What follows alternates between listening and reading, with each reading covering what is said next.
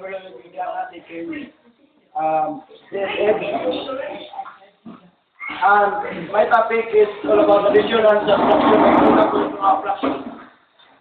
The formula of addition is x plus x over y is equal to s and x over y.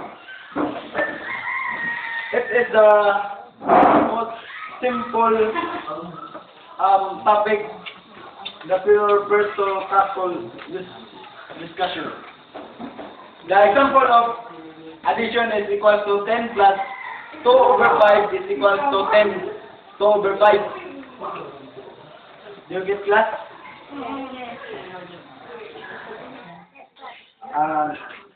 Then, kuha nyo na. Dila po tayo sa ikalawang topic natin ngayon. Subtraction of whole numbers of fraction.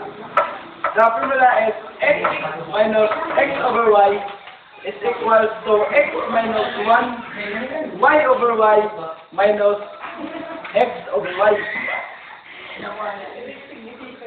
Do you get class?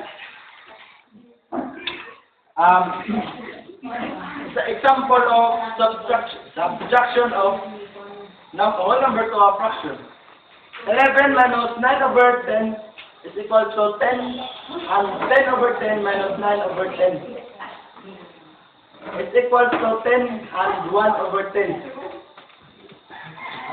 10, and gikuha na ito diha nga 1, atong gihimo nga fraction. Nga fraction niya equal to 1. Ang fraction niya mo equal to 1, di ba? Pareho mo na yung numerator, denominator. So, para dali ang pagkuha sa answer ani, at kinin, di ba, 9 over 10 na nila. Atong gisundog ang denominator. Atong gihimo ang denominator nga 1. Fraction 10 over 10. Then, giminusan man na itag 1 is equal to 10, and 10 over 10 minus 9 over 10. Muna nga 10 over 10, 10 and 10 over 10 minus 9 over 10 is equal to 10 and 1 over 10. You get that? Direta sa dun nga example sa subtraction. 1 minus 1 half. 1 minus 1 half. 1. Kaya? 1. 0. 1. Ako pa, tunga. Makadirect ka na nga 1 half. Huwag mo sulod po sa aming formula. Di ba, dali naman na ito, no? Di ba, kaysa naman, dali naman na ito, makuha na ito ang answer, o bisa, gunaw na ito, hindi na ito mag-solve. Pero huwag mo sulod sa aming formula, makuha niya po na ito. 1 minus 1 half is equal to, di ba, kay 1 minus 1 man, no? Di 0 na. Di, 2 man ang denominator direct. Atong isdang 1, atong himuon isdang fraction.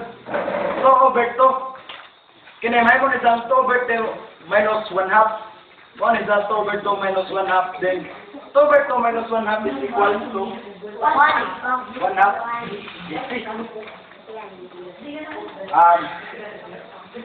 Let's have any clarification class? Question?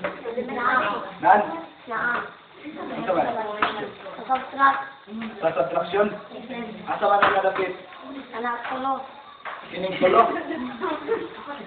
Sige, ikaw. 1 ba nga nung 10 and 1. 10 and 1 time.